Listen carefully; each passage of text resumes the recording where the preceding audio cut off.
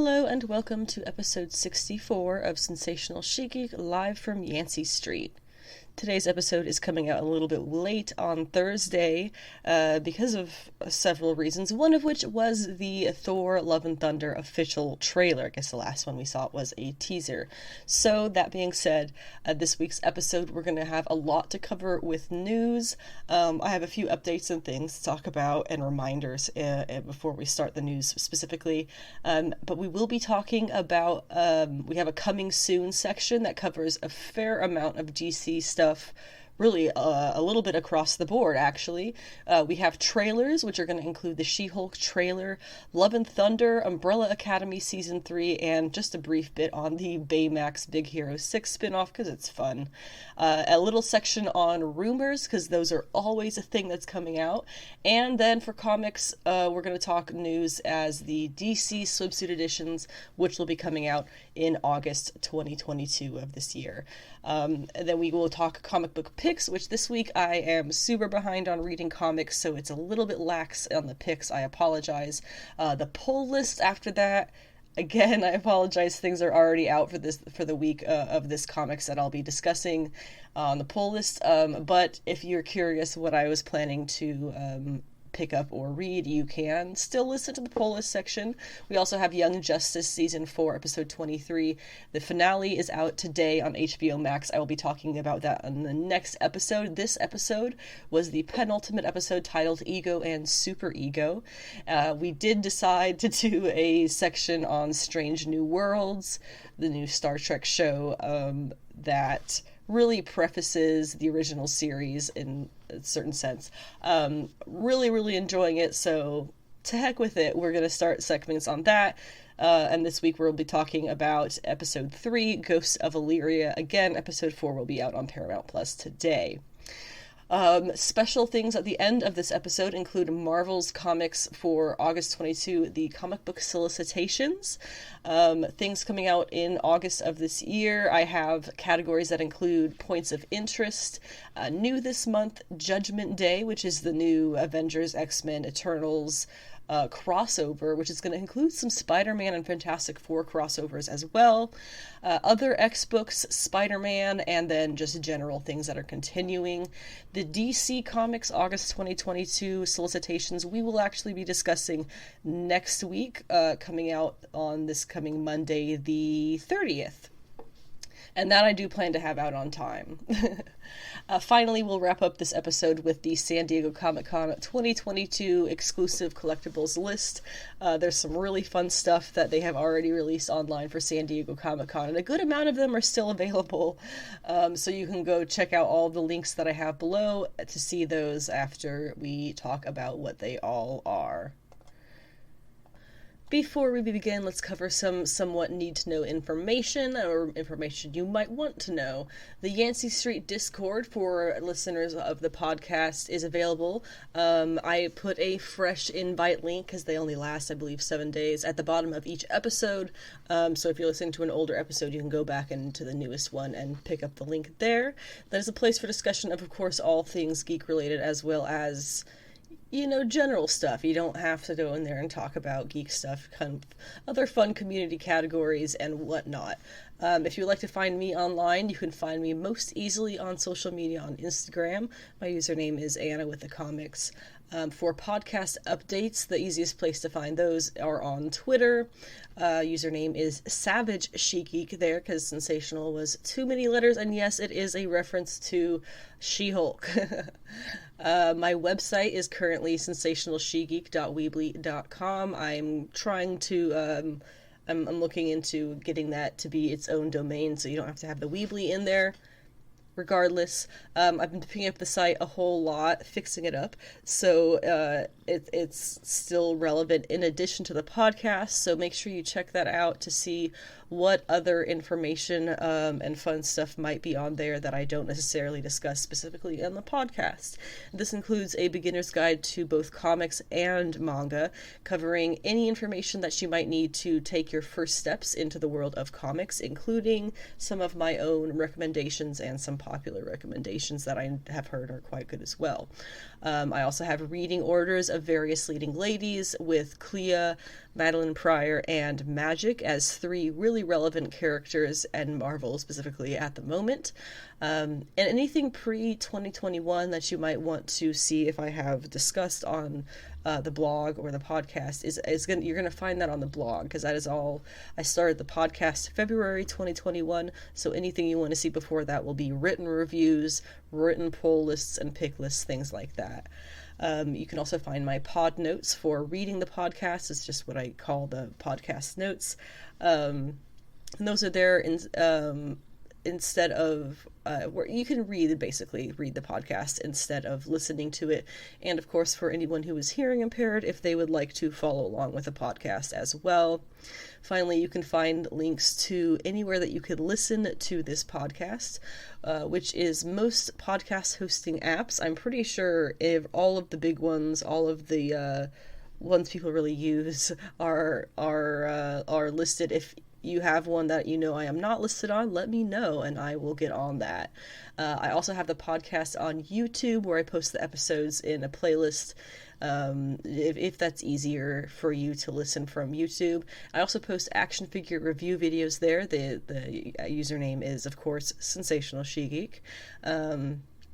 Has been a lot more import videos recently, import reviews of action figures, as I have pretty much given up on Hasbro's Marvel Legends line, but I have a big backlog of Legends videos as it is, including the 2020, whatever, oh gosh, it came out last year, so I guess it was the 2020 HasLab Sentinel. The 2 new uploads that you can expect by late tonight, which again is May 26th, are some new anime imports from SH Figuarts. So it's been my recent trend. One is Kefla, the legendary Super Saiyan fused figure of Khalifa and Kale from the final arcs of Dragon Ball Super, and the other will be Chibi Sailor Moon from, of course, Sailor Moon. She is one of my favorite characters from the show. I specifically like her matured up, aged up version a little bit better, but she's everywhere, so gotta love Chibi Moon. I also have a podcast Patreon. It is there under Sensational She-Geek, set up for donations to support the podcast. Each episode now comes with a 20 to 30 minute podcast after show is what we're calling it, posted exclusively on the Patreon page. I've only done a couple so far, which I have made I've made them available for public viewing several days after the initial Patreon only post, so you can see if that's the kind of content that you might be interested in. On that note, there has been a lot happening national news of late, very heavy stuff. If you want me to talk about that, I will more than likely end up going on that on today's after show if you would like to hear that, but not trying to upset anyone necessarily, so we're not going to be discussing that on the main podcast. I also have a Ko-fi, which is like a buy me a coffee kind of thing for creators that you support. Cash App, Venmo, PayPal, etc., all on my link tree for donations towards the podcast. And that should all appear linked, among other fun things, at the bottom of each episode's description. Finally, I do have a Redbubble shop. I'm having a little bit of issues with it with some new stickers I'm trying to get up there. But it does have some geek and podcast branded merch. Such as a Woman's Places in the Comic Shop sticker. The one that I'm having issues with right now is the Keep Gotham Weird one. They, for some reason, are trying to claim that Warner Brothers will try to sue them. I'm pretty sure Gotham isn't trademarked, but and also satire, so whatever. But it's Redbubble, so you can get these things, and the ones that they're allowing me to put up right now, as like a shirt, a mug, a print, whatever else you could really possibly want. And I have a couple of designs like that, so you can look up there on Redbubble under She-Geek Shop. Getting into the news, as I promised, we have some smaller updates, reminders, and things before we really get into the bulk of the good stuff. First off, what am I currently watching? Honestly, a lot of anime. My husband and I were talking about it this morning. The older we get, we are, like, making up for the fact that we were, like, trying not to be weebs as teenagers and in school and stuff. So now we're like adults and we're like, screw it. We want to do what we want to do, and making up for it by like overloading ourselves a little bit with this. But that also ties into me updating my website, sensationalshegeek.weebly.com, to have a lot more manga stuff on it. I know I'm saying anime is what I've been watching, but I've also been reading a fair amount of manga. As you get more and more into these communities, you obviously learn more and more, same as you do in any community. So I would like to kind of integrate my website to be not so much it's not just comic books. I know I have a fair amount of Star Wars and other media on there, but I want to really get more, like, maybe at some point anime. I'm kind of shaky about actually involving anime, but I can talk about things like manga because they are Japanese comic books, basically. And so I'm thinking about doing that, and I am integrating that kind of thing into the website more, adding more content about things that aren't just comic books. I'm talking more about Star Trek on the podcast now, really remembering how much I do love that. I still don't consider myself a Trekkie. But yeah, just trying to expand my, I don't know, social brand. That sounds terrible to say. It feels terrible to say. To include a bigger variety of what I'm actually interested in, because everybody is interested in a lot of things. But anyway, some animes I'm currently watching, in case anybody else is. A couple of Cuckoos, Heroines Run the Show, the Aharon-san Aharon show. It's adorable. And then, of course, Spy X Family and Demon Slayer finished. So Spy X Family is just murderously adorable. I have also been reading a lot of books, speaking of kind of involving myself more in my own hobbies. I've been reading a lot of books on ancient Egypt recently, which is it's a huge part of why I'm so behind on A, the podcast, and B, reading comics, as again, reading a lot of manga and reading a lot of Egyptian texts, not Egyptian texts, but Egyptian books on Egyptian stuff. Recently, this one that I'm reading is by Dr. Joanne Fletcher.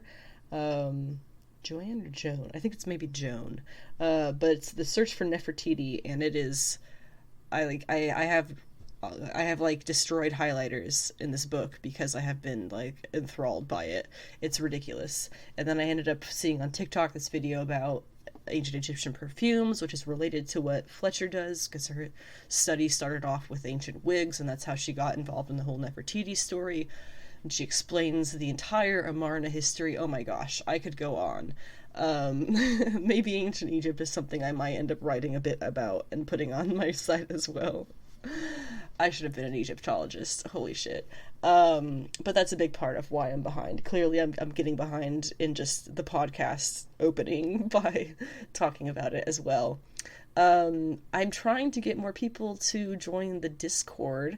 I know it's kind of weird when there's not very many people on it. But it's something I'm doing on Twitter as well, is comic book trivia.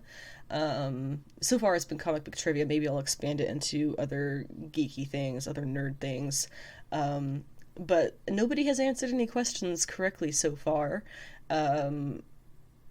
For the few who have even tried. Yes, this is a challenge. I am surprised that I am one-upping the internet on all of this feminist trivia. So, please try and do something about that. Somebody try and answer something correctly and reassure me that the internet knows these things. But otherwise, I just like to educate people on stuff or give you fun facts. I don't know, am I sounding like a jerk? I feel like I'm sounding like a jerk. I apologize. I'm just trying to give people resources and have some fun with this stuff.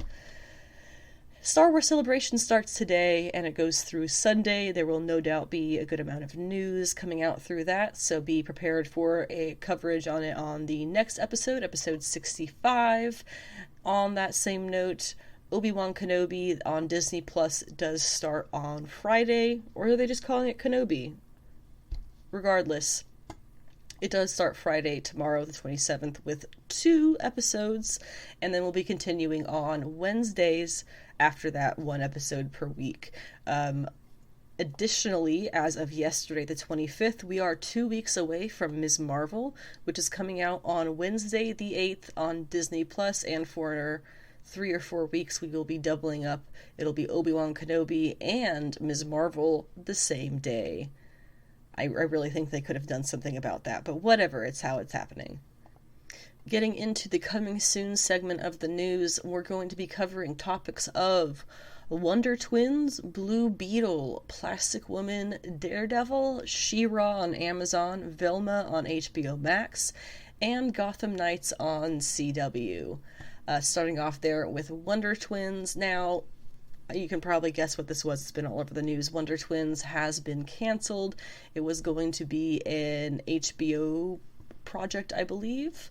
It's news that comes really just over a month after it was announced that the two stars had been cast as KJ Apa and Isabel May as the Wonder Twins themselves. This is very similar to how the Wonder Girl show in 2020 was canceled very shortly after its announcement and adding the initial creators to the project, which was in my opinion, a lot more devastating of news than this.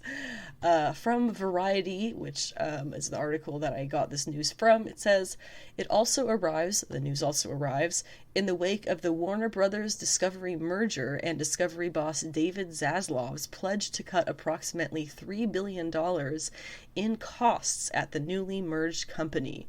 Wonder Twins reportedly carries a budget of $75 million. So clearly that's something that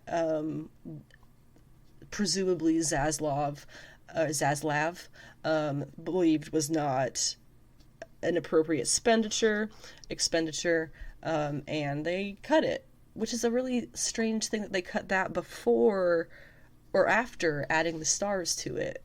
And kind of making such a big deal out of it. Really, I feel like they were just steps away from showing concept art. Variety also reported that, quote, Discovery is exploring a significant overhaul of the DC entertainment operations, as well as that, quote, the Warner Media-owned cable networks TBS and TNT will no longer be developing scripted programming. Does that mean they'll just be doing reality shows? That's weird. But yeah, it seems that the Discovery Warner merger is really, really, really changing a lot of stuff for all Warner Media, including DC Entertainment. It's going to be no exception from that. So this will probably not be the last of the cancellations that we're going to be hearing about. Who knows what is going to be happening. But, hopefully for the stuff that does stick around, it will get better treatment, better attentiveness, On a better note here, the Blue Beetle movie has begun filming, and I was going to save this for next week's episode, but screw it, we're here. Yesterday there were some, I believe you would have to call them leaked set photos, of his suit, Jaime Reyes. It looks good. They're doing a great job, and I'm really happy to see that it's getting positive feedback across the board. They didn't try to go in some kind of, MCU direction with the suit. They didn't try to go the overly armored style of the Young Justice show. I think they did a really nice job at a live-action Blue Beetle suit. You can check out the pictures. I'm sure they're everywhere on Twitter and Instagram and other social media places if you are curious. But back to what I was saying. The Blue Beetle movie has begun filming. It has a release date of August 18th, 2023, and it will be starring Zolo Mariduena, I am so sorry, as Blue Beetle. So somebody's got to tell me his name, and then I'll get it right after I hear it. The director, Angel Manuel Soto, again, I just have to hear someone say it, and then I'll be okay with repeating it. He has been very open about his desire to authentically portray a multi-generational Mexican family, because in the comic books, the Reyes family as a whole was very, very lightly touched on. They were not super visible as a group at all in the comics, so that's something that the director really wants to rectify, so to say. As for the cast, we know that we have Susan Sarandon as Victoria Cord. She is going to be playing the main villain. We know that, I believe it is Ted Cord, who is a character who is usually close to Jaime Reyes, but this Victoria is seemingly an original character. We have Raul Max Trujillo as Conrad Carapax, apparently. He's going to be a second villain. In the comics, he was an archaeologist who accidentally had his mind infused with the electronic brain of a robot. He was a frequent opponent of Ted Kord's version of Blue Beetle. Speaking of Ted Kord, the Jason Sudeikis rumors that he's going to be playing Ted Kord have apparently already been proved false by Entertainment Weekly. So if you're it's not necessarily that he's not going to be in the show, it's that he's not going to be Ted Kord. Any relation between Victoria Cord and Ted Kord, well, we'll just have to wait until we have more information. We also have George Lopez as Uncle Rudy Reyes, Brazilian actress Bruna Marquezine, I believe, as a character called Penny. She seems to be an original character, though she may be based as one of Reyes' love interests in the comic books, namely Tracy 13, who was a fellow Teen Titan and a love interest of Reyes' as well, Jaime. And yes, it is spelled with a J, but it is pronounced Jaime. See, that's what I mean. I just have to hear it, and then I can repeat it correctly. We also have Belissa Escobedo as Milagro Reyes. She is Jaime's younger sister. Milagro in the comics was one of the only more visible characters of the Reyes family. She was injured once by Black Beetle, who at the time claimed to be Reyes from the future, and further claimed that Milagro would one day destroy the Blue Beetle Scarab. In another arc of the comics, Milagro is devastated and traumatized when Reyes disappears for a year, and I believe there was something about her having some kind of connection with the Blue Beetle as well, but I don't recall, and I couldn't actually find anything further, so I was probably wrong. I would not be surprised if that was a direction they went in the show, though, or the movie, though, just saying. We have Elpidia Carrillo and Damien Alcazar as Rocio and Alberto Reyes, who are the parents of Jaime. And we have Adriana Barraza as Nana, I suppose his grandmother. We also have Harvey Guillen, I think, as an undisclosed role. He is Guillermo in What We Do in the Shadows. So I'm very curious to see who he plays. And again, the Jason Sudeikis rumors have already been proved false by, I believe, Entertainment Weekly. Specifically, he is not going to be playing Ted Kord. I would not be surprised if he was to show up as Buster Gold. Oh my god, I said Buster. Booster! Honestly, though, Buster kind of fits him better. Booster Gold is a friend of Blue Beetle, throughout comic history. His briefly, because I'm thinking about it now, his whole story is basically he is a rich guy from the future who did absolutely nothing with his life, so he takes his future tech and goes to the past to become a hero with his future tech, because he couldn't make anything of himself in his own time. Plastic Woman. This is a new one that we don't have too much information on, unfortunately, but all we know that it is going to be an R-rated HBO Max animated series, theoretically in the vein of the Harley Quinn animated series. It is currently in development, starring the voice of Leslie Jones, who I adore. From Variety, they say, according to an individual with knowledge of the project, the show is not connected to the female-led take on the DC character Plastic Man that was reportedly in the works as a feature back in 2020. They also say, just to explain that, it was the article headline at the time for that 2020 female-led Plastic Man feature was Plastic Man, female-led movie in the works from writer Kat Vasco. As far as I could tell, there was no further information on that project. It kind of it kind of would seem that that project was scrapped and is now been replaced by this version that will be starring Leslie Jones. I'm literally just speculating, though, based on the fact that I can't find anything on that Cat Vasco project, and now we hear about this Leslie Jones project. So that's it. That's the Plastic Woman news. I think it'll be hilarious. Sounds good to me. For the Daredevil news, it's confirming rumors, really, that they are going to have a Disney Plus show, and it is officially in the works. We have Matt Corman and Chris Ord attached officially now to write, as well as executive produced. Marvel has not announced anything yet specifically regarding the show formally. This is all just stuff based on, agreements and inner, I don't know, departmental stuff, I guess. The former showrunners of the Netflix Daredevil series also have responded to this news, calling it bittersweet, understandably, as the show is now moving on, apparently with a completely new creative team, without these creators who basically put it on the map for Netflix and the rest of the world. Also, Kristen Ritter, after this was more or less announced, posted a tease of her as well as Mike Coulter's Jessica Jones and Luke Cage possibly returning. Kristen Ritter, do not do this to me if it not true. I'm also curious if that's her way of, forcing them to invite them back if they haven't already. I'm sure they have, because why would you just bring back Matt and not Jessica or Luke? That is just weird, honestly.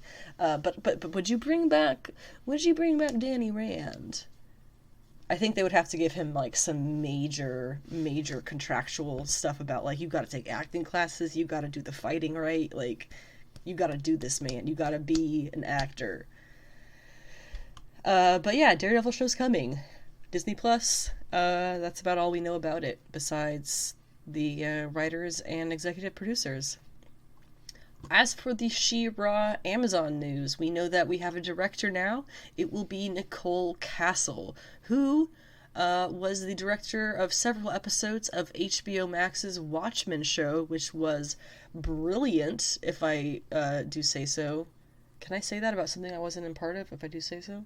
But this She-Ra show, it is in early development still. It is coming on Amazon, and it has really just been going the past 6 or so months of development.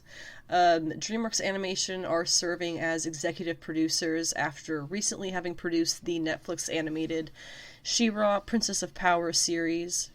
The live-action version, however, that they're working on now will be a new standalone story and will not be connected to the animated show. I am curious, though, if they're going to be going with the original story of Princess Adora or with the animated show story of Princess Adora. I imagine they'll probably be going with the original one just because it's its own kind of project, and the Princess of Power series was, in its own way, its own project as well. The original story of She-Ra is that her name is, as I've said, Princess Adora, the long-lost twin sister of Prince Adam, who you will recognize as He-Man. She was kidnapped as a baby by Hordak and the evil Horde and taken to the planet of Illyria, where she was mind-controlled into serving as a force captain of the Horde. He-Man eventually helped her break the mind control and gave her the Sword of Protection, which allows her to transform into She-Ra and grants her incredible power. In short, in the worst way possible, she's like a female He-Man. If you want to really brutalize it down to the worst summary possible, she's like a female He-Man.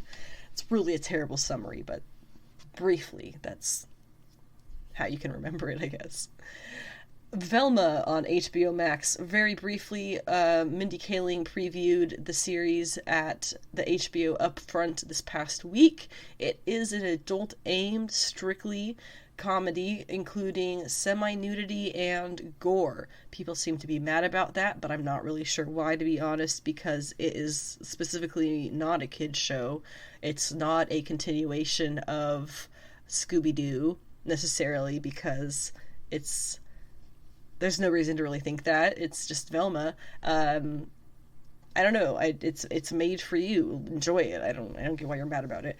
Mindy Kaling also executive produces the show, as well as stars as the voice of Velma, and her Velma will be of South Asian heritage in this series. The series is expected to hit HBO Max in late 2022 to early 2023. Finally, in this portion of the coming news, the coming soon news, Gotham Knights on CW. They did a sizzle reel at the HBO upfront again this past week. As I guess there is nothing available to the public for that, because I couldn't find it anywhere. But we do have a new full synopsis. And the one thing to know going into this is that this does not take place in the CW Arrowverse, nor is it connected to the upcoming game of the same name, which I don't know why they did that to themselves. I feel like that was an accident waiting to happen. But here is their new full synopsis.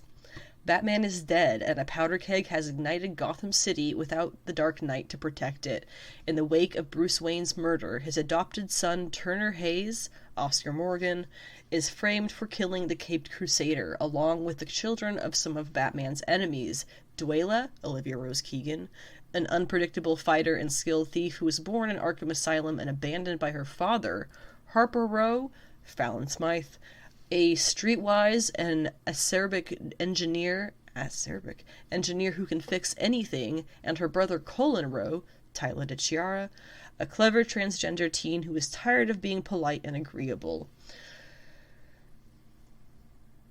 With the charismatic and hard-charging District Attorney Harvey Dent, Misha Collins, and the GCPD hot on their trail, Turner will rely on allies including his best friend and formidable coder Stephanie Brown, Anna Lore, and unlikely Batman sidekick Carrie Kelly, Nevia Robinson.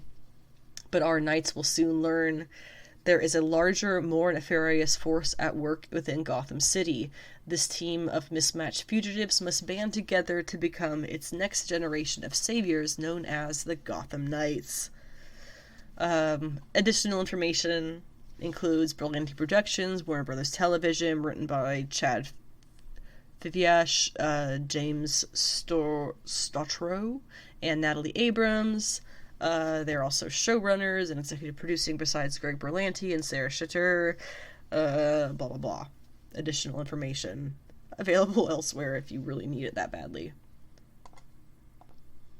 For the trailers portion of the news segment, we are going to be discussing the She-Hulk trailer, the Love and Thunder trailer, the Umbrella Academy Season 3 trailer, and briefly the Baymax Big Hero 6 spin-off trailer. Starting off with She-Hulk, the release date for this series is going to be August 17th. We saw the first trailer this past week, and it came with mixed reviews.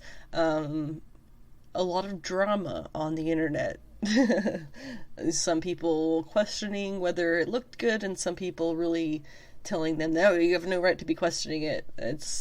We can have opinions, it's okay. Again, August 17th is when this comes out. She looks completely unfinished, which is a little bit. I hope that they're still going to be working. We have until August, folks. Let's hope that they're still going to be working on that. One thing that a lot of people were saying was that she looks supermodel skinny, which, you know, okay, the skinny legs, whatever, but the skinny arms and the skinny torso, and it doesn't quite fit. One disheartening thing about that was that the company who designed her kept sending over renders of her, and Disney kept sending them back, asking them to be less muscular, and less muscular, and less muscular every time they would send it back. And this is what we've come up with. So, while hopefully they will be working on rendering her everything else a lot better, I would not expect her to be rendered physically much different than we see here in this trailer. Hopefully she'll just look a lot more finished. I know people have pointed out that Hulk looks so much better than her in her own trailer. That's very obvious and kind of sad, yes. In all technicality, the reason for that is going to be that she has been given her character render has been done technically under TV budget, where Hulk's character renders were all done under movie budgets. Yes, I can see that's true, and they're saying, oh, if you wanted her to have such an excellent character render, then you should have had her premiere in the end of Shang-Chi instead of Bruce or something like that, you know? Um, I think I don't think that would have been a big enough premiere of her, first of all. And second of all, we're talking about Disney. The stupid excuses about a TV budget. They should have been working on her character render since they decided they were going to be making the show. Like, since they had an actress. Like, I don't see how a company like Disney could possibly use that as an excuse that because it's a TV show, they're not going to put in as much effort. I don't see that. I don't see that. And if you're wondering, just to give an example of things that she looks very unfinished, when she carries the dude, you know, presumably into the bedroom, you know, whatever he is, workman or whatever, you know, cute and everything, you know, it looks like he's just floating, which is not what it looks like when someone's being carried. You know, it's that kind of thing. Like, he doesn't look like he has any weight to him, which, yeah, it should look like she's not putting in any effort, but he should still look like he has mass, you know? Look like he weighed light as a feather, and bodies don't look like that, you know? It's just, it wasn't right. That whole sequence wasn't right. That's kind of what I mean by she looks very unfinished. The rendering is very unfinished. And the face, you can see it a lot in the face. The scene where it looks like they're out in a field with some horses or something, I don't know. She's in a dress, a polka dot dress or something like that, you know, her torso looks like super blurry. That's what we mean by she looks very unfinished. But as for other things in the trailer, I'm obviously going to be making the August Yancey Street special about She-Hulk, obviously. I already have a great deal of it finished, actually, because I was going to have it come out much earlier, because I thought the She-Hulk show was going to come out much earlier. And that's a lot of why my May Yancey Street podcasts and everything specials are so late. I feel like I've been so busy. But anyway, the She-Hulk story, I'll go over it more in depth when we get to August, but basically, cousin of Bruce Banner, she lives in California, gets shot by this guy not the guy, but the gang of the guy that she's persecuting or tracking down. Bruce happens to be at her house. She got shot in her driveway. He gives her a blood transfusion to save her life, and she ends up being able to become Hulk through that. The first time that she transforms into Hulk is when she's at the hospital, and the guys come back to finish the job, and she transforms into Hulk to save herself, basically. It's a lot of like tumultuousness among her like ability to transform and the pain. She has a lot of pain when she transforms in the first. It's a little bit different for her than it was for Bruce. But anyway, in this version of things, it looks like there's two ways that I kind of see it happening. One is her car is getting pushed off a cliff. Well, in any case, her car is getting pushed off a cliff. Whether or not it is because, you know, whether or not it is going to trigger her turning into Hulk or require her a transfusion that will eventually make her Hulk. Unsure, but those are the two scenarios that I see it, is that, you know, it's possible, based on some stuff that Bruce says in the trailer, it's possible that there is some kind of Hulk predisposition in their family. You get a little bit more into the Immortal Hulk stuff then, and I get kind of excited about, oh, they could be going into, like, all that stuff that they did in the Immortal Hulk series, which was wild, and the One Below All, and the Green Door, and how Hulks are literally immortal, and oh my gosh, and how Bruce has really had this predisposition to Hulks since he was a child. The first Hulk that he ever experienced was when he was a child. Oh, I could go on. I didn't even read the full series. I've just like read the Wikipedia page, and I know it's this good. You should read this series if you are a Hulk fan. Trust me, Immortal Hulk. But I'm getting ahead of myself here because There's no way they're going to be doing that. As much as I want it to happen, there's no way they're going to be doing that. The one thing that they might be doing is taking some kind of genetic predisposition and making it so that when she gets attacked or, her car gets pushed off this cliff for the first time, that triggers her transformation into She-Hulk, and that's when she goes to Bruce. And that would be a plot that would be minus any kind of blood transfusion or attack previous to that. You could also say that this is happening because, she already had the transfusion from Bruce, he saved her life, whatever, and then she gets attacked again, as in, this is what happens in the hospital, this is their translation to the show, they're doing it as a car accident, and that's what triggers her turning into the Hulk. But either way, it seems that the first time she's going to transition into She-Hulk is going to be when that car comes off the cliff. We see very brief shots of a number of friends, as she says in the trailer. I would hesitate to agree that that's what that's all going to end up being. That's who those characters are all going to be. I know her main co-worker, the main person who is at her work, who she works with as a lawyer, is her, ultimate rival for, really, his existence in the comics. And so I kind of I believe a little bit that that's probably him. One of those characters who it looks like is possibly in the law office with her, that's probably going to be him, the rival.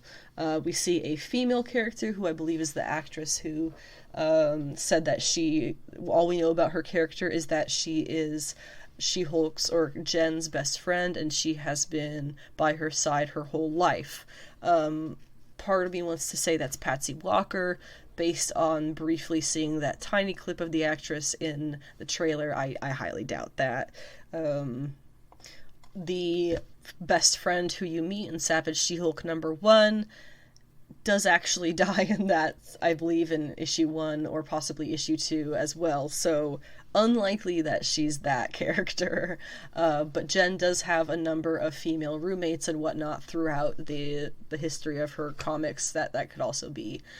Speaking of roommates, I'm very curious if they're going to tie her apartment into any kind of Avengers situation at all. Traditionally in the comics, she gets her first apartment when she joins the Avengers from Wasp. There isn't really a reason to think that the MCU Wasp would have any connection to the Hulk in any strong way, and therefore to be able to give She-Hulk anything. It's more likely that she's just going to get her apartment from her cousin. We know that we're getting Benedict Wong return as Wong. We know that we're going to be getting Abomination. We see the actor there in the trailer in some kind of containment unit at one point. And that was another thing that, speaking of the movie render, that's why they're saying Abomination has such a great render for the show, is because he appeared in that scene in Shang-Chi with Wong in the fighting cages, and so they were able to give him an updated render on a movie budget. I still think that's all just excuses, and they could have easily done a better job at rendering She-Hulk. I still fully expect them to have a better looking render by the time we see the final show. We also see Frogman in the trailer, which is absolutely hilarious. It kills me how funny that is. Frogman is actually the son of Leapfrog, who is a villain, and so he grows up to become a hero. Frogman. He's stupid. He's so dumb. I love it. It's hilarious. And that's kind of what the trailer has given us so far. We have, let's see, May, June, July, August. We have about 3 months until this is going to come out, so I have absolutely no doubt we're going to get at least 2 more trailers. At the very least, 1 solid plot trailer, This was very much just, I don't know if I would call it a teaser, but it was like the initial trailer that you see that kind of just shows you, these are the characters that you're going to see, and these are the brief themes. And then the next trailer is going to be the plot and stuff. So we'll just have to wait and see what changes, really, if hopefully there will be changes, in the very least how she looks between this and the next trailer, but I believe it will be better. I think that they're going to be doing a better job. If they can go back and fix ugly Sonic, then they can fix She-Hulk. I mean, come on. The Thor Love and Thunder trailer had me quite hyped, and I definitely think that somebody is gonna die for good in this movie, and it won't just be an audience member dying of heartbreak or possibly heart failure. But in any case, a really good trailer. Super excited to see this one.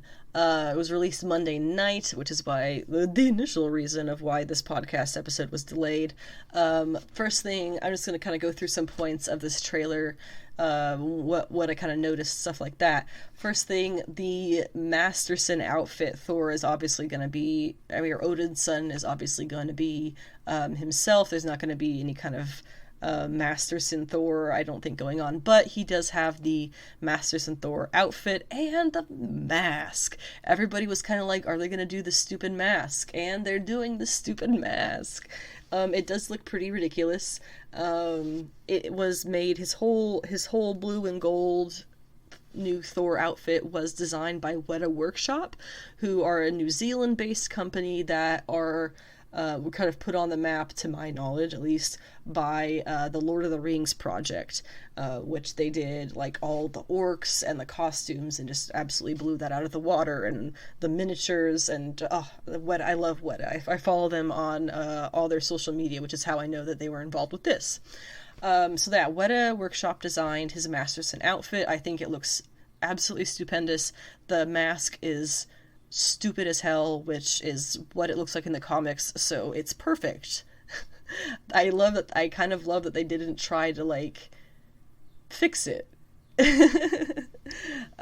just they more or less gave it a one-ish to one-ish translation, and I think that's gonna probably fit Thor as we see him during this time.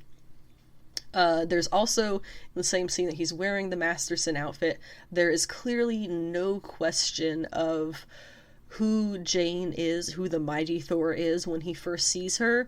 It seems that it's pretty immediate. He sees her, and within that conversation, it is revealed that she is Jane.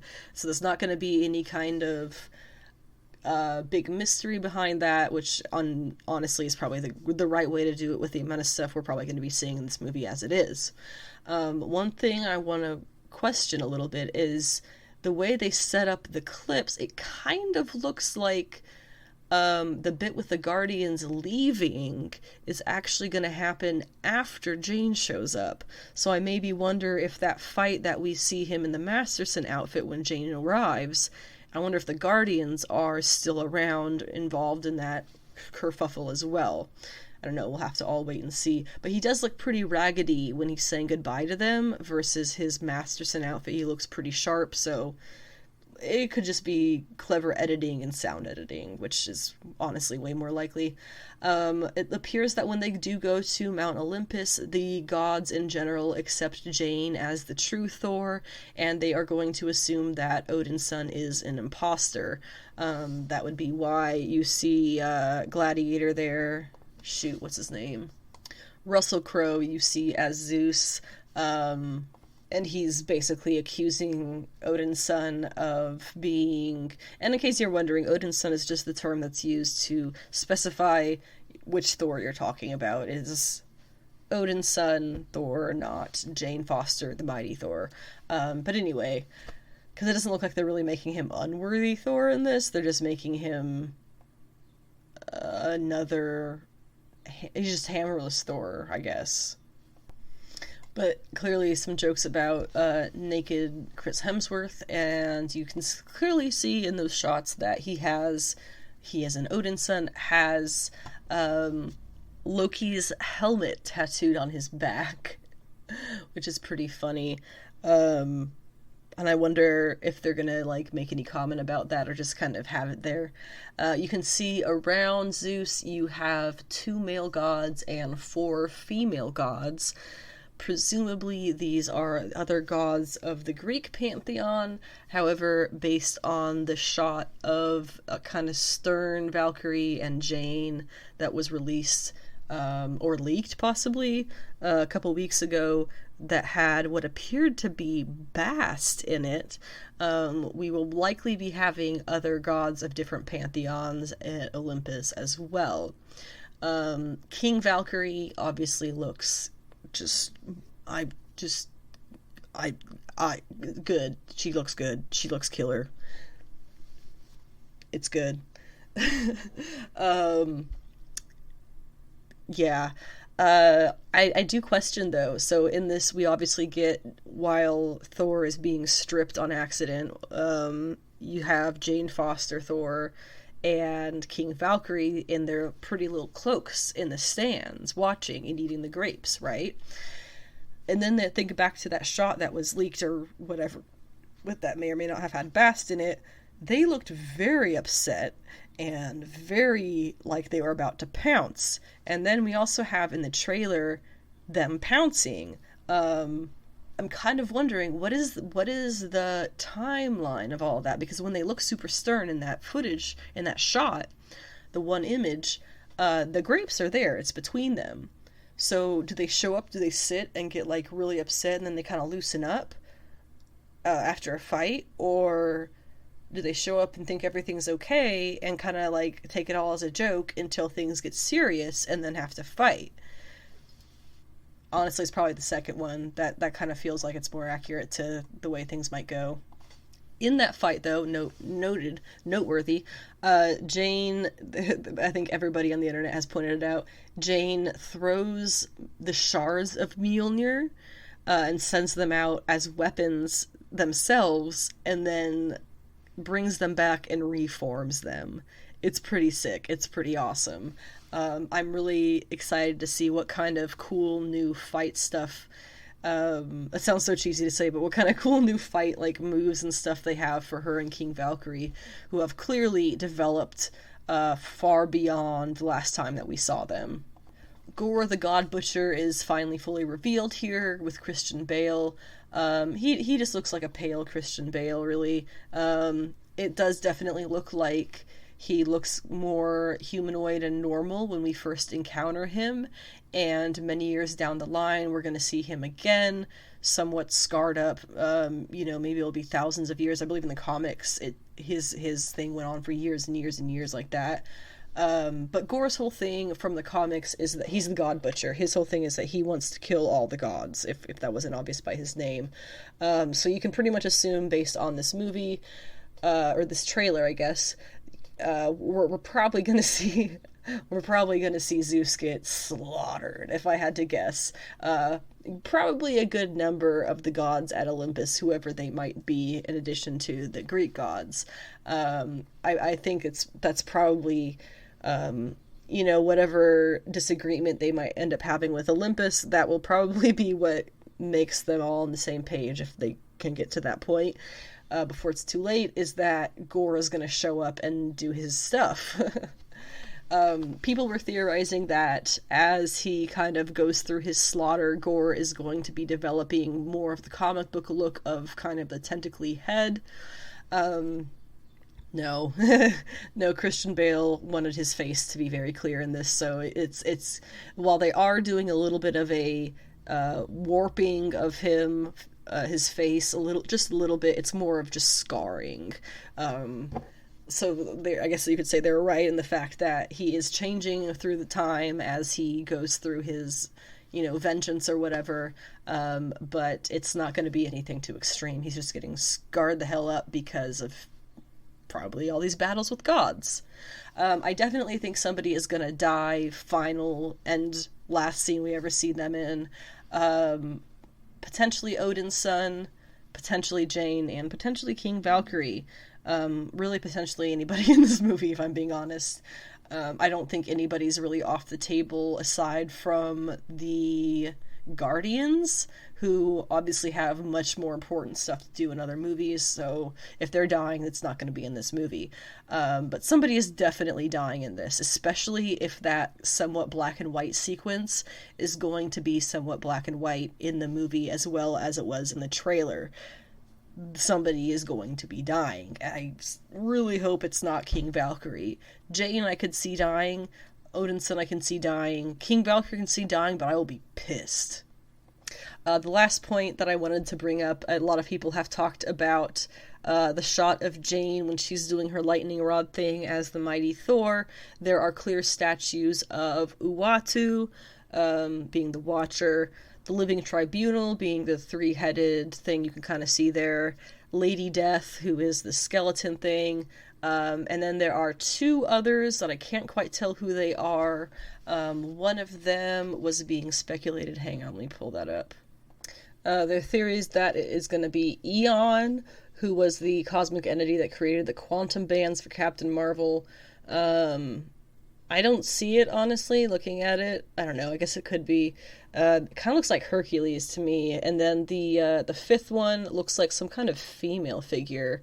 I'm not sure what speculation is saying about that. Honestly, looks a little bit like Destiny of the X-Men to me. Literally no reason why that would be, so it's not. But there is a sixth figure that's there, and it looks like it's been crushed. It has been edited out. If you kind of look at it long enough, you'll see that the edges are a little bit weird.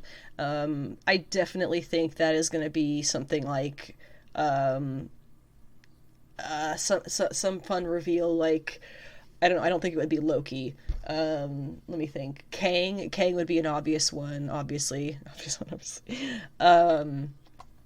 Still holding out for Beta Ray Bill to appear somewhere in this movie, so maybe Beta Ray Bill.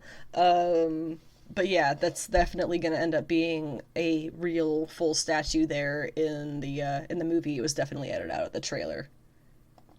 For Umbrella Academy and Baymax, we have much shorter discussions about, so let's go ahead and get into Umbrella Academy Season 3. The trailer was released this past week.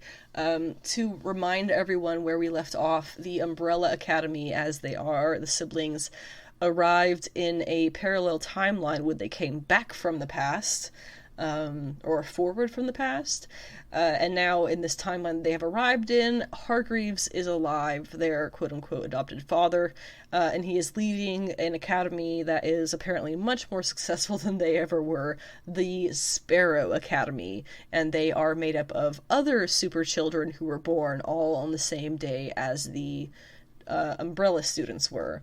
In case you don't know, the whole thing is that on this one day, it was like 300 women or 70 women or something like that across the world spontaneously gave birth and had no signs of pregnancy before that, and that's how these kids came to be.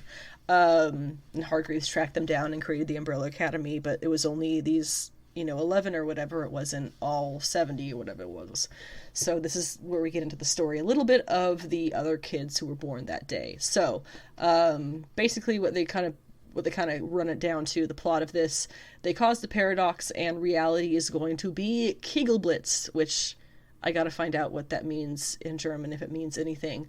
One of the taglines they have for this season is "Too many siblings, not enough timeline," which I think is hilarious. The song over the trailer is the Ballroom Blitz, which is classic, and it goes along well with the rest of the show. It does seem like we're sticking with the kind of trippy, pretty artsy, musically and visually delightful, kooky in the best way, brilliantly themed and well-written, kind of fun, dryish humor of the Umbrella Academy show as it has come out. So I'm very excited to see this third season. I do not expect it to be very related to the comics at all, because actually, in a technical sense, we have surpassed where the comics have gotten to. So the Netflix show has surpassed where the comics have gotten to. So I'm curious, when the next comic series comes out, is it going to be somewhat based on the Netflix show? And B, obviously, like usual, how much of this is going to be allowing for the comic stuff to kind of still exist. I don't know. In any case, I kind of, in my head, I separate them really well, the comic and the show. So they're both great. They're both great for different reasons. They're very similar. They're very different, you know. But I enjoy them both thoroughly. Finally, the Baymax Big Hero 6 spinoff is coming to Disney Plus on June 29th. It is going to be a TV show. I have a funny quote from Gizmodo here. It says, "Unexpectedly, this new trailer for the upcoming Disney Plus show really made a choice to give Baymax major Michael Myers vibes in that he's an unstoppable, relentless force, just for helping people. No, really, he won't quit until he can provide assistance, and it's slightly terrifying. There's nowhere to hide, nowhere to run."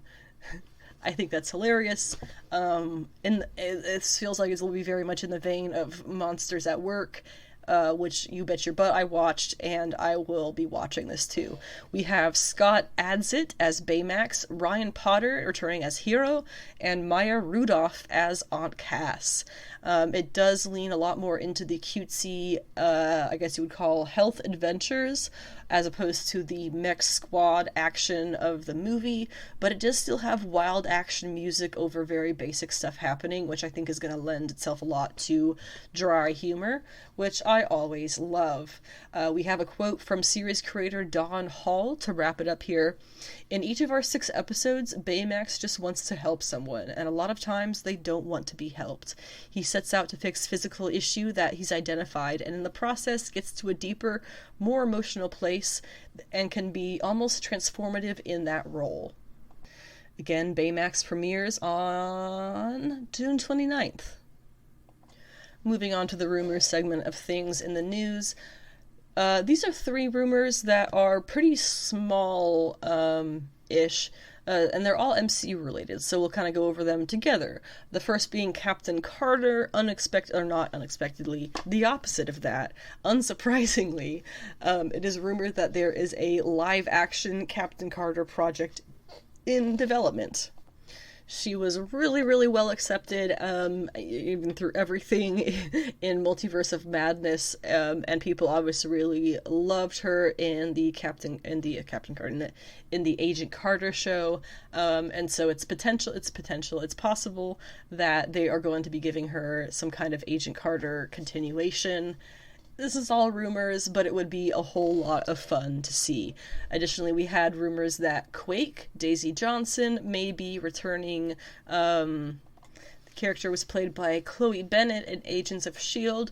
Apparently, Simu Liu, who plays Shang-Chi in the MCU, tweeted something that hinted she might be returning, which I know a lot of people have been really, really wanting. I think she herself even had a little bit of a campaign going for it for a while. And so keep your ears open at more news about Daisy Johnson's Quake returning to the MCU. The third leak and final leak was that, third rumor and final rumor, is a leak. In all technicality, we had some very blurry concept art of what was apparently Namor that came onto the internet this week. In addition to the fact that he will have a new origin, he will also have an Aztec design, which will be pretty much the comic design tweaked to have a little bit of an Aztec heritage look to it, based on renderings that people have kind of made based on the description. This is going to look really good, I'm not going to lie. Our final segment of the news is going to be the DC Swimsuit editions, which will be coming in August 2022. Marvel is known for having done some of these back in the 90s. Now DC is giving it a shot. They have a number of covers here that have all been released, so if you would like to get any previews at them, you can check them out online. The August 2022 DC Comics solicitations I will be discussing on next week's episode, coming out on the 30th.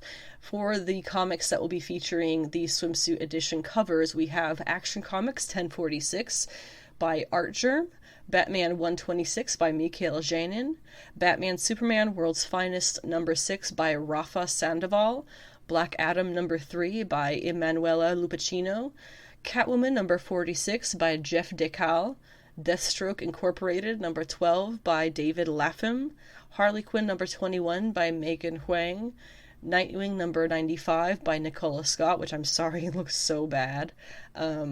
I can't be the only one who thinks that. Nubia, Queen of the Amazons, number 3 by Derek Chu. And finally, save the best for last, Poison Ivy number 3 by Joel Jones with Jordi Belair. You can see all of these at the link that I will provide in the description. I did mention before that I am wildly behind on reading comics again, partially due to the fact that I've been reading a lot of manga and ancient Egyptian books on ancient Egypt, I should say. So the only 3 comics that I'm going to cover this week are going to be New Mutants 25 at long friggin' last, Immortal X-Men number 2, and Catwoman number 43. So starting with New Mutants 25, we have been waiting for this one for so long. I did put out the Magic podcast, so make sure that you check out the Illyana Rasputin Special Edition podcast from last month. If you want to know anything about her, or if you're a fan of her and just want to hear me talk about her for about 2 hours. This issue was very good. I am relieved to see that Vita Ayala, the writer, seems to have very similar ideas about Madeline Pryor that I do. Vita seems very familiar with the complexities of Madeline. You know, it's a lot of writers have treated her in the past as just this evil villain. That's not what Madeline's story has been. And keep your ears open. I will be putting that Madeline Pryor podcast out next week for sure. So I'll have all of her covered and all of her history and all of her complexities gone over there. But the whole thing with Madeline was she was an X-Men for a long time, as their like computer person. Not necessarily a mutant, but just their like human voice of reason and their computer person for a very long time, or at least long enough to become an integral member of the team. And when she became a villainess, you know, due to convoluted reasons, that all had to be kind of forgotten about. And I'm glad to see here that Vita pulls a lot of that history back in and makes it relevant again in kind of testing the character of Madeline Pryor. And I was also right in that Illyana Rasputin is looking to pass off the rulership of Limbo to Madeline Pryor, which does make a lot of sense, as her being the technical Goblin Queen. So in this issue, what we mostly get is Magic taking Madeline to Limbo to sign a contract to rule Limbo. She brings with her Karma and Wolfsbane because they obviously don't trust her and want to protect Magic, as they have been through a lot through the years and are pretty much fairly good friends at this point. Obviously things don't go the way that they have planned. Sim the Demon he's a complicated guy, but he ends up kind of going crazy and attacking Magic, and for whatever reason, her soul sword shatters. And when she tries to transport them back to Krakoa, they end up in some weird snowy place that I'm pretty sure is just another corner of Limbo. So this is going to be really interesting. So there's a third party here. Or there's an additional party here that we have yet to know who they are. I have a feeling it might be some kind of weird Magic from the Future thing. It might be Belasco. It might be Belasco's daughter. Witchfire, I believe, is her name. But somebody is manipulating Sim and the other demons and goblins of Limbo to try and fight against Illyana. So my theory on what they're basically doing with her here is that they are going to make Illyana fight her way back to the status quo without her magical sword and without her necessary connection to Limbo. And so at that point she will be without the sword, without Limbo, but still be the same character that she's always been, if not just a little bit leveled up. Because she'll be strong enough, she won't need those. That's kind of what I'm seeing this plotline go for her. For Madeline, you know, hopefully she'll just end up being able to rule Limbo and people will just leave her the hell alone for once. Immortal X-Men number 2 by Kieran Gillen with absolutely brilliant art by Lucas Wernick. I'm so thrilled to see that Marvel is apparently giving him time and resources to do his amazing thing that he does with his art and not rush him along as we saw with the Trial of Magneto series. I fully believe in the Hope Summers supremacy. That scene, oh my god, that whole sequence, where Selene is in London being like the mutant teaming up with the anti-mutant Londoners, because that's going to get her anywhere. And so Destiny sees a vision of her getting shot in the head, and so she goes and she tells Hope, and Hope's like, I get it, this has got to be me. And so she steals, because she, can absorb people's powers momentarily. She takes Magic's powers, she creates a portal to the middle of the sky in London, falls through it, takes the shot while she's falling through midair, and then portals herself back to Krakoa all in one move. So then obviously Selene can get resurrected, right? Because her monster is still rampaging on Krakoa. So they resurrect Selene, and that's when you get Exodus, who I think is so cool. And why don't we have a friggin' Marvel Legend of Exodus, guys? Really? Like, you're giving us these dumb, like, things, and like you still haven't given us an updated Hope or an updated Emma or an update or any Exodus. Like, come on. Okay, whatever, tangent. So Exodus comes in and he basically like controls her mind while she's still coming out of the rebirth fog, so she can't stop him. Controls Selene's mind and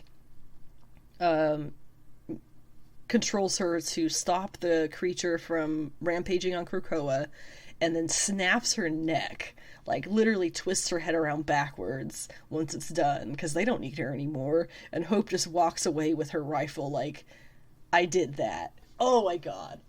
Oh, it was brilliant. That's really all I wanted to talk about with this issue. That was so bonkers. Did we talk about Robot Moira? I think she showed up in a previous issue, but Robot Moira's a thing, and I don't really like it, but yeah, that's a thing too. Catwoman number 43, honestly, I had so much fun with. I have been shitting on the series since it began. This might be my favorite of the entire 43 issue run so far. It was a complete 180 from everything else in the whole series, and a big 180 from Selena just a few issues ago in Harley Quinn, where she was acting like she hated Harley, which was itself very confusing. So this was just a big throwback to Harley and Selena being best friends. The dialogue was a little bit off in places, and the voice of Selena has definitely still not been found by Teenie Howard, the writer. But the art was just so cute, and them being friends again and going out and just doing fun, girly friend things was just so fun. I really hope that in sometime in the not too distant future, we get to see the Gotham City Sirens truly together again, having a blast. As I mentioned at the start of this episode, the comic book pulls that I'll be going over are things that were already out. These are books that came out Tuesday the 24th and yesterday, Wednesday the 25th. Today is Thursday the 26th because life... We'll talk about it later, but with some things that we have that were exciting to look forward to this week. Code 45, number 1 from Scout Comics. This is by Benjamin Hunting and Joel... I don't know how to say his last name, I'm so sorry. But that is, has to do with dragons in the tunnels beneath Montreal. Spectro number 1 is by Juan Doe. I had the D and the J switched. It's written and illustrated by Juan Doe. It is a quartet of quintessential horror tales in a single prestige format, one shot. Yeah, one shot. For some reason my head didn't think that sounded right. And this one is coming from Spectro. Nope, that Spectro is the... I don't have the publisher here. Fox and Hare number 1 is coming from Vault Comics by Jonathan Sui and Stacy Lee. It is about a black market coder who has to get help from mercenaries in their futuristic city. Triskel finally came out this week. It's been several weeks of me, I think, having this in the solicitations.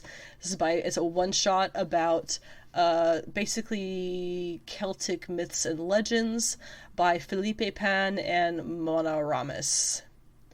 Legion of X #1 came out from Marvel from Simon Spurrier and Jan Bazulda. This is, this is Pixie, Juggernaut, Nightcrawler, and Legion as more or less a team. Bloodstained Teeth #2 from Image Comics by Christian Ward and Patrick Reynolds. I was atrociously impressed. Can I do that? Atrociously impressed? With the first issue, and I'm really excited to read the second one, and I recommend that if you are into kind of dark mystery vampire stories, you will too. One of the only 2 DC comics I have for this week, Batman Beyond the White Knight #3. Part 3 is Sean Gordon Murphy's 4th iteration of his Murphyverse stories, coming from DC Black Label, this one being his more or less retelling of Batman Beyond. Harley Quinn #15 by Stephanie Phillips and Riley Rossmo features Harley Quinn and Batwoman and a team-up.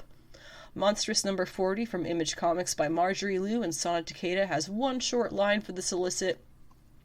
With time running out, Kippa takes matters into her own hands, challenging the Dust Court itself.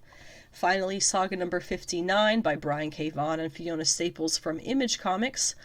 What the hell does this fish have to do with people who want Hazel dead? Find out this May as the strangest epic in comics continues, somehow still only $2.99. Which, that reminds me, Todd McFarlane likes to brag that Spawn is only $3.99, and I just really want to rub it in his face that Saga not only sells better, but is a cheaper comic. Young Justice Season 4, Episode 23 was the penultimate episode of the season, titled Ego and Super Ego.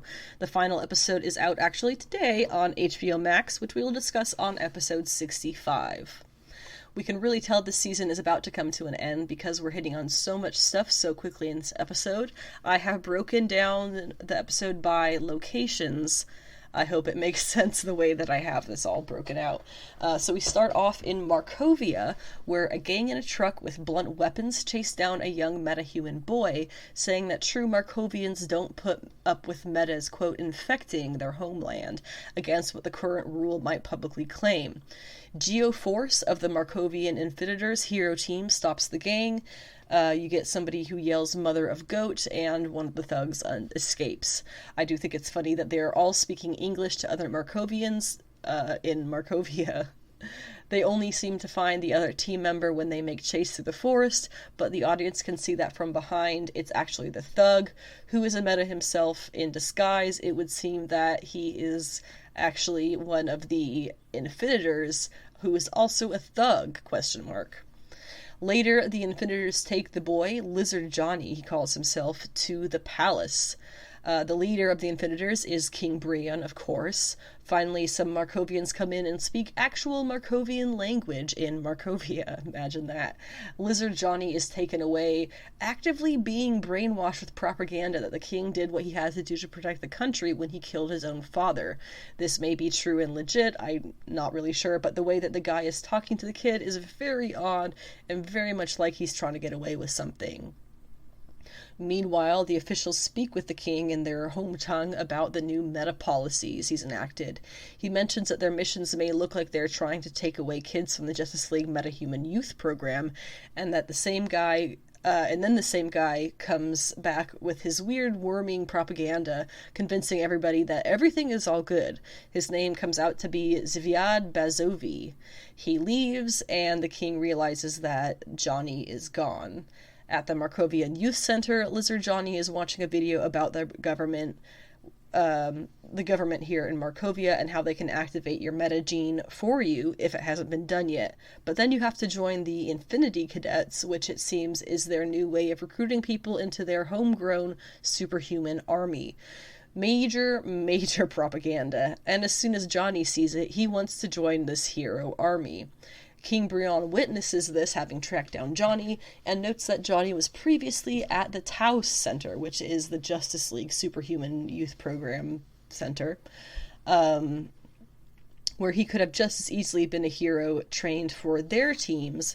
Again, Zviad Bazovi comes up right then to discuss some things with the king. But now concerned, his hero teammate asks Brion to confirm that he wants to go speak with Bazovi to have this discussion, but Brion hesitates.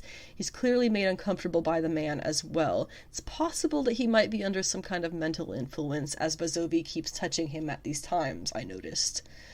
The skeptical Infinitor teammate is ended up taken on a mission with 2 others, including the one who had been disguised as a meta-hating thug earlier on. They go to a government guy's house and basically threaten him to leave the country due to his family not having the meta gene. The skeptical team is very much not for this, but they kind of think that she's playing along. In Ivy Town, Violet is moving into their dorm at college. Their friend tells them she wants to be more than friends. On Taos, at the Metahuman Youth Center, Dinah meets with the kids at the group. Violet shares their success of moving in for college and how they signed up for the Muslim Student Club orientation. But in terms of their friend wanting a romance, they feel like their emotions are still blocked. It involves their previous relationship with Brion the King, and his sister Tara is the one to speak up in defense of their having left him. Gar ends up getting an emotional support dog, Wingman in his name, of course. With Wingman, he is able to slowly get his life back on track. Later in the meeting, Violet texts with the King Brion to talk. When he doesn't respond, they take a boom tube to visit him in person. They still disagree with how he came to power, but he insists he's trying to make something good from the ashes. They came to see if there's anything between them, but now that they are no longer a damaged mother box. Things are going well until Bazovi shows up and riles up the king by bringing up his downturned proposal to Violet. They tell him that he's still stuck in the same place he was a year ago when they left him, while they've been making changes and finding themselves. He says that they didn't leave, that he kicked them out. Brion is frustrated as they go ahead and leave, as Violet leaves, but Bazovi is very pleased by this interaction. Outside in Markovia later, Rosa, the skeptical teammate, speaks with King Brion. She doesn't like the look of things, and he asks for more information. Meanwhile, Violet has decided to go see their friend Harper, who had asked them out. In the Phantom Zone, Phantom Girl, Tinia Wazo, has finally come to have a chance to speak with Superboy, and her voice is weird. She tells him that she can phase through matter by phasing her through her own dimension of Bixel, which is how she thinks they wound up in the Phantom Zone in the first place. Back on Mars, she saw him about to die in the bomb, and she tried to phase him back to her home of Bixel, but, quote, between the pain and your body's high density, they didn't make it. She assumes the Phantom Zone is a trans-dimensional buffer between the dimensions of Mars and Bixel, but that means that she might be able to get them both back.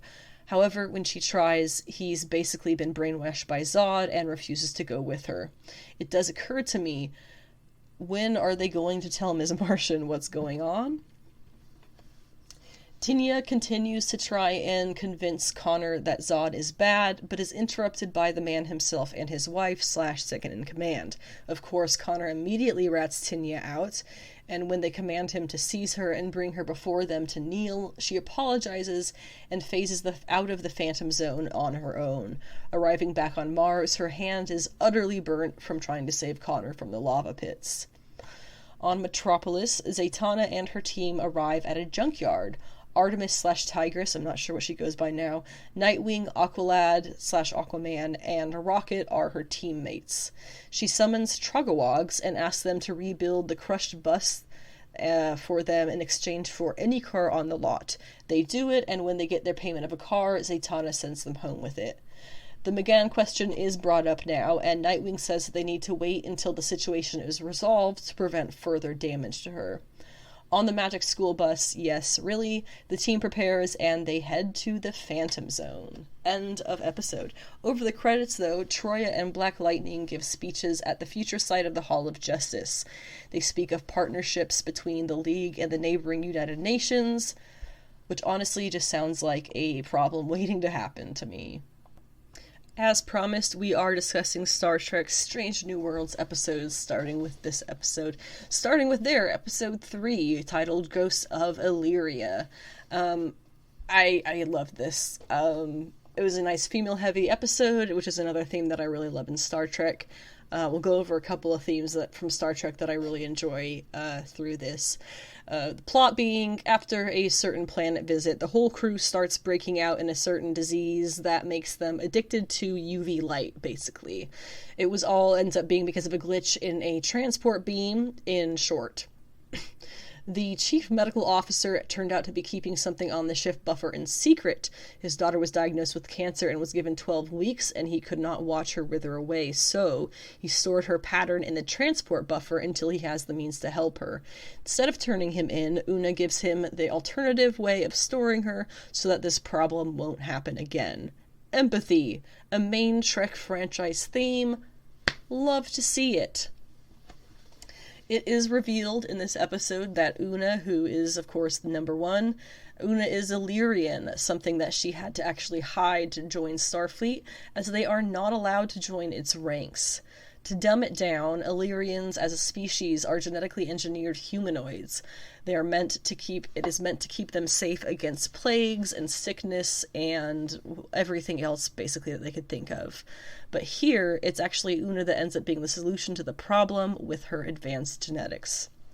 This episode also really goes over the idea of biases still existing in the galaxy, even so far in the future. As the forward-thinking progressive society of Star Trek is one of my favorite themes of the franchise, seeing it delved into this way was truly excellent TV to me. It shows that we are all in constant progress and that every one of us is capable of learning something that betters us as a person. Each of us are responsible for seeing that our world one day becomes the utopia of the United Federation of Planets. In their time, humanity specifically looked to the stars because as a species, we move beyond from things like movies, television, celebrity worship, and politics of the ground. Joining the rest of the universe proved there are always more stories to be told, but those things simply became out of interest to the general public as we moved on to greater interests.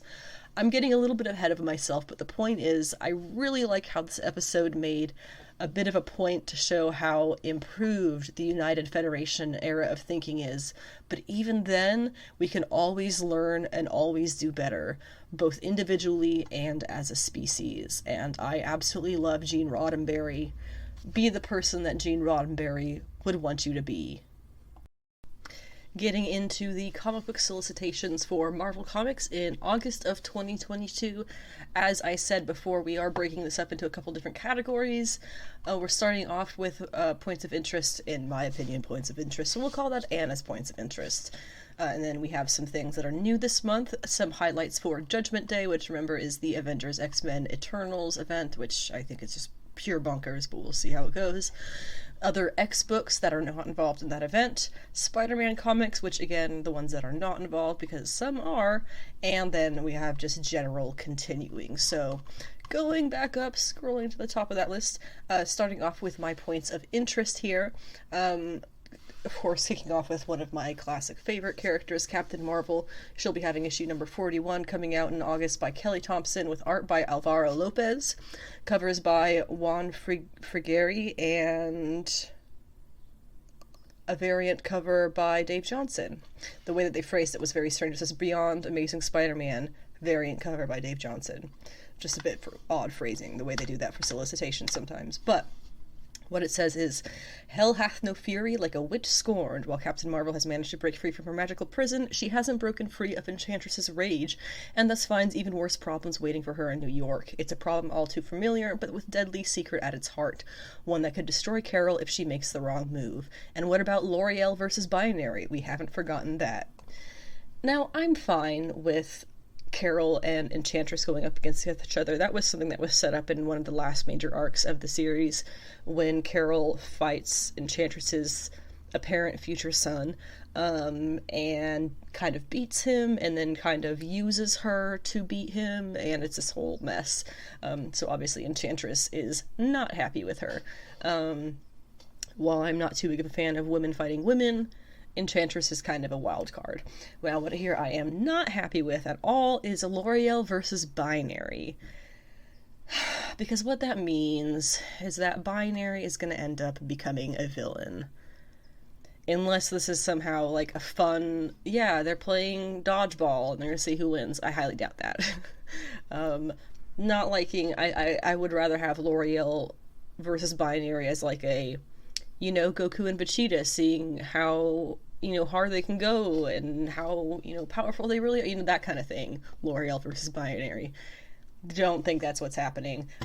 So I'm probably not going to be very happy with that part of the plotline. We'll see how it all plays out, though. Strange number 6, the Clea series, her first solo series. This is by Jed MacKay with art by Lee Garbett. I did mention a few episodes ago that I have kind of pinpointed some of the issue with the portrayal of Clea in this, and it is that you can tell, unlike with Christopher Cantwell and Patsy Walker in the Iron Man series, you can tell that Jed MacKay does not have a passion for the character, and that is something that I think has become very apparent with the finer touches that could be a little bit better with this series. But again, this is by Jed MacKay, art by Lee Garbett, covers by Javier Rodriguez and Lee Garbett. What it says here is, Wong takes center stage. Someone has stolen pieces of Wong's memory, but he's going to need them back to stop the Blasphemy Cartel. It's up to Wong and Bats to retrace their steps to find the truth. But could this memory be better off forgotten? See, this is going to be an issue that probably has absolutely no Clea in it. It's a reverse solo series. How messed up is that? Truly messed up is the answer. She-Hulk number 6 by Rainbow Rowell and Luca Maresca. I guess they're doing a guest artist in this issue. But the good news is it seems that She-Hulk is continuing past the 6 issues that we all kind of predicted it would end at, so that's great. Covers for this issue by Jen Bartel, of course. Ejiwa Edge Ebenebe. Ebenebe. I'm sorry, it's, they go by Edge, apparently. What it says is, how many miles does it take to save the universe? The smash hit of 2022 rolls on with its best issue yet. Nightcrawler visits Bukalaw? But what does he need legal defense for? I guess that's what she starts. And what are the, excuse me, I'm choking on my own saliva. Lovely, I know. One of the greatest traditions in Marvel Comics continues. History continues here. Not sure what they're talking about there. I'm just happy this series is going beyond 6 issues. New Mutants number 29. It looks like this one will be focusing less on Magic and Madeline and more on the other side of the New Mutants gang. This will be by... Oh, well, that would explain that. It is not by Vita Ayala. It is by Danny Lore. It's going to have art by Guillermo Sana. So basically, this issue is not important if you're following that plot arc. Covers by Rafael de la Torre, Rod Reese, and Rod Reese. I guess he's doing 2. It's a sibling revival. Gabby and Karma have gone missing. And it's up to Dakin and James... Okay, just kidding. I'm totally reading this if it's about Gabby and Dakin. And it's up to Dakin and James Proudstar to track them down. Stained by their own sense of failures concerning their respective siblings, Dakin's guilt over not being able to protect Gabby from the Shadow King and Warpath's avoidance and reuniting with the recently resurrected John Proudstar. The two must face their own insecurities in order to find the young mutants. I think that actually... Okay. Danny Lore, don't mess this one up. Finally, Jane Foster and the Mighty Thor number 3 of 5 by Torun Grombeck and Michael Dowling, cover by Ryan Stegman and the illustrious Peach Momoko. In this issue, of note, Jane versus Sim of Limbo for the fate of Asgard. We know, based on the discussion briefly of New Mutants number 25, that Sim has been a character and Limbo has been a place very relevant in Marvel Comics. I'm very curious if that has anything to do with it being in this series. So The solicitation continues. The battle against the Dark Elves and their allies rages on in Asgard, and the warriors of the Golden City are losing badly. Runa the Valkyrie has managed to stave off total defeat, but Asgard desperately needs Thor. Can Jane find clues to the Thunder God's whereabouts in Limbo, or will she lose herself to Sim's dark magics? I think that's going to be an excellent crossover of themes. Moving on to the new this month section, we're going to do everything else with a little bit less in-depth discussion as those were. So first off, Damage Control number 1 of 5 by Adam F. Goldberg, Hans Redionoff and Charlotte Fullerton as writers, with Will Robson and Jay Fosgate on art. Cover by Carlos Pacheco and Will Robson. It's apparently from the TV's The Goldbergs. It says, Marvel's unsung heroes finally get sung. After the mega-powered battles and Hulk-level catastrophes, Damage Control is always there to clean up the mess and get things back to normal. But Damage Control is much more than just a glorified cleanup crew, and this new series will pull back the curtain to reveal the secret inner workings that were previously only available to people with clearance level 8. And we'll witness it all through the eyes of Gus, a fresh-faced, eager newcomer to the company who has no idea how chaotic his life is about to become. That sounds awesome!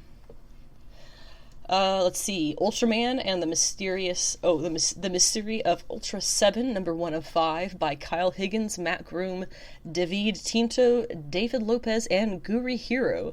Guri Hiro is a team of female Japanese artists who are absolutely adorable. This will be 1 of 5, and we have covers by E.J. Su, Nick Roche, I can read, Francesco Mana, and a photo variant as well. Ms. Marvel and Moon Knight, number 1, is going to be, as far as I can tell, a one-shot by Jody Hauser and Ibrahim Robertson, with covers by Sarah Pacelli, Pete Shimoko, Declan Shelby, period. We also have Ghost Rider Vengeance Forever, which I believe is also going to be a one-shot. This one is by Benjamin Percy, with art by Juan Jose Reap, cover by Bjorn Barons, Pepe Larraz, and Adam Kubert with Joe Kubert. Moving into the comics that are going to be Judgment Day tie-ins for like the 5th time in the podcast. Judgment Day is Avengers, X-Men, and Eternals, all more or less fighting one another. The comics that are going to be included in Judgment Day in August, we have Judgment Day number 3 and 4. These are by Kieran Gillen and Valerio Schiti, with yes, that is his last name. With covers by Mark, for number 3 we have Mark Brooks, Scotty Young, Pete Shimoko, Lucas Wernick, Alex Horley, Dan Jurgens, and another Mark Brooks. For number 4 we have, Mark Brooks, Salvador LaRocca, Pete Shimoko, Ashley Witter, Luciano Vecchio, Chrissy Zullo, and again, Mark Brooks. Avengers vs. X-Men Death to the Mutants, number 2 of 3 is by Kieran Gillen and Guiu Villanova, I think is how that's pronounced.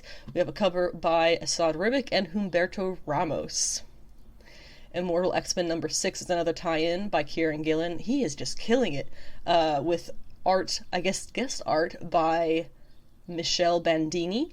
Covers by Mark Brooks, Phil Noto, and Kafu. X-Men Red number 6 by Al Ewing, Stefano Caselli will have covers by Russell Dodderman, Taran Clark, and David Nakayama for its Axe tie-in. Marauders number 6 by Steve Orlando with art by Andrea Brocadaro. Oh, I totally said that wrong. Brocardo has a cover by Cale New.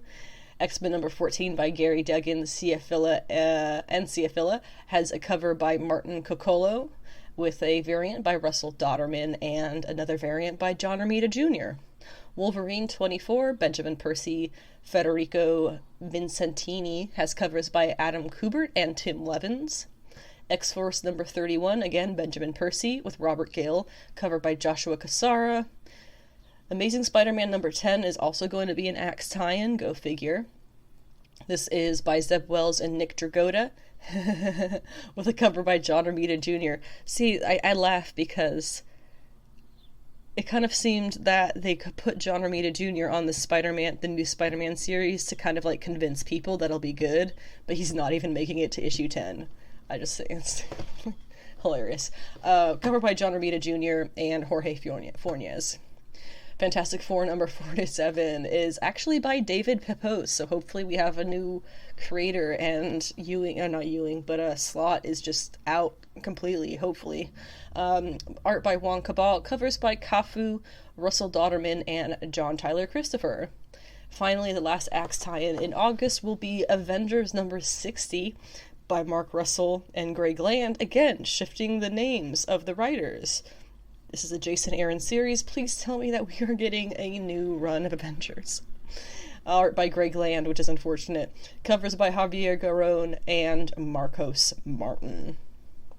As for the X-books that are not involved in the Avengers, X-Men, and Eternals event, we have X-Men and Moon Girl number 1, which is another one-shot by Mohale Mashigo and David Cutler.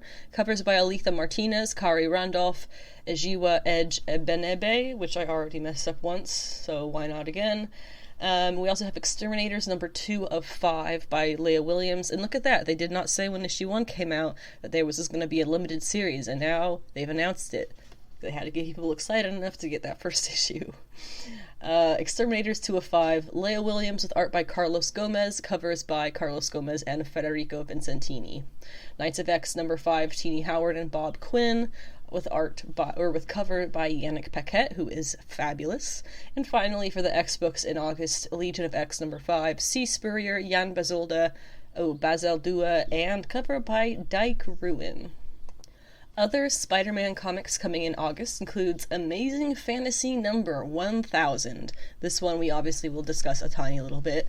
This is going to be including writers that are Neil Gaiman, Armando Iannucci, somebody tell me if I was right in that one, Jonathan Hickman, Dan Slott, Hoche Anderson, Kurt Busiek, Anthony Falcone, Rainbow Rowell, and more. All of those except for one. Sounds great.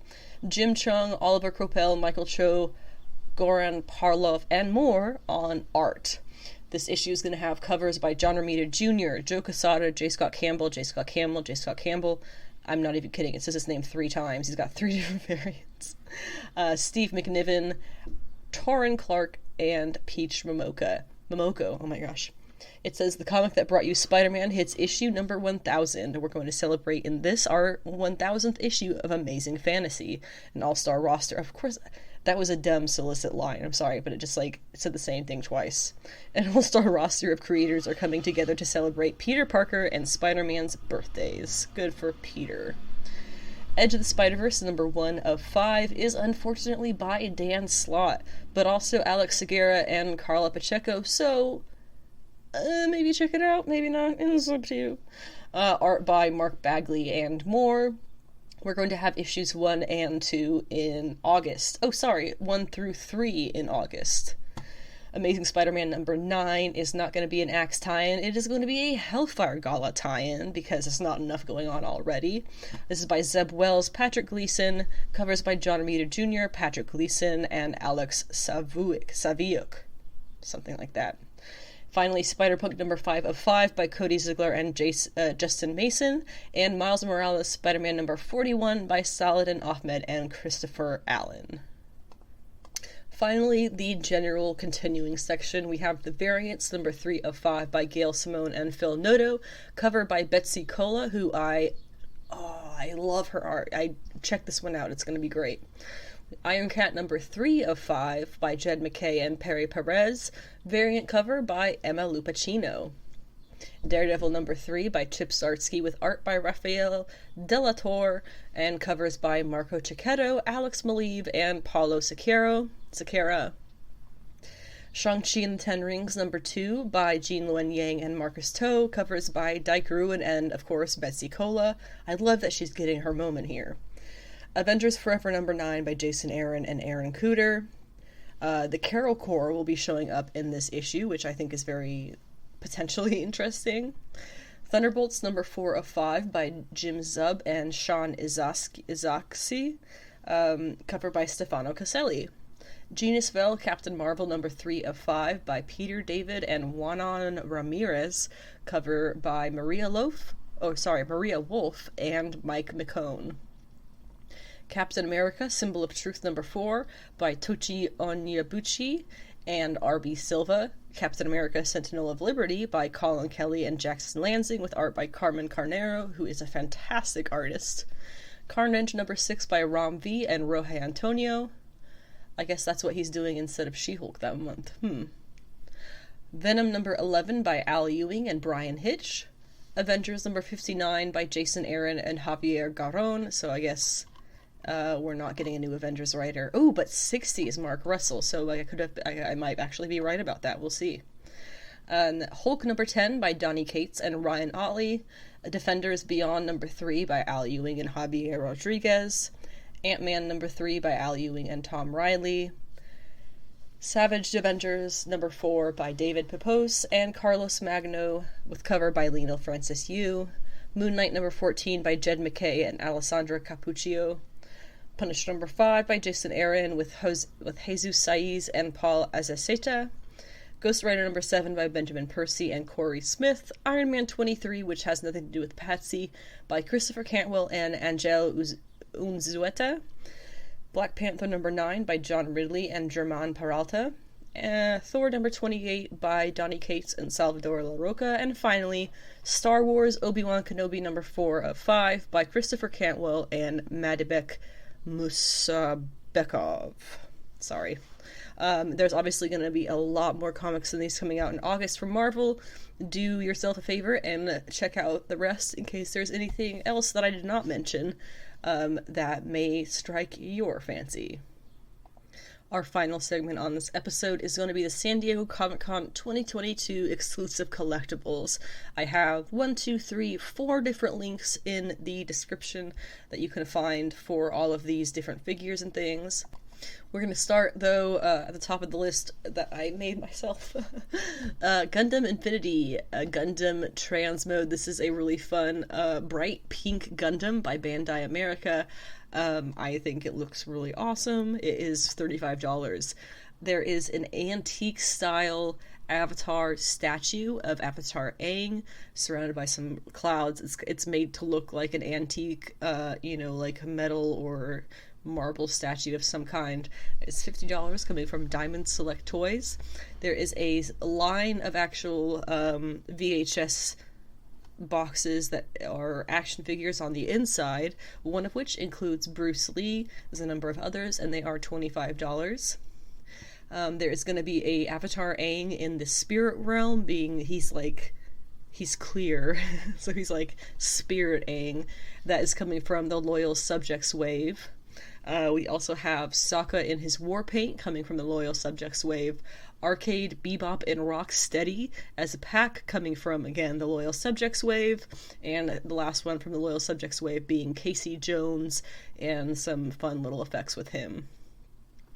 Batman the Merciless is coming as a statue from Beast Kingdom. There is a John Wick action figure in that VHS line as well from Diamond Select. There is a 2-pack of figures of Judge Dredd. The other is Judge Death, and you can kind of set them up so that they are fighting one another. There is a Marvel animated Spider-Man bust. It's pretty cool. It has like the animation color cutouts. There is a Throg 6-inch statue from Beast Kingdom. Let's see, a PVC Phoenix statue in her green outfit from Diamond Select. A RoboCop battle damage car thing that he comes with from Hia Toys. A Transformers VHS miniatures set from Diamond Select.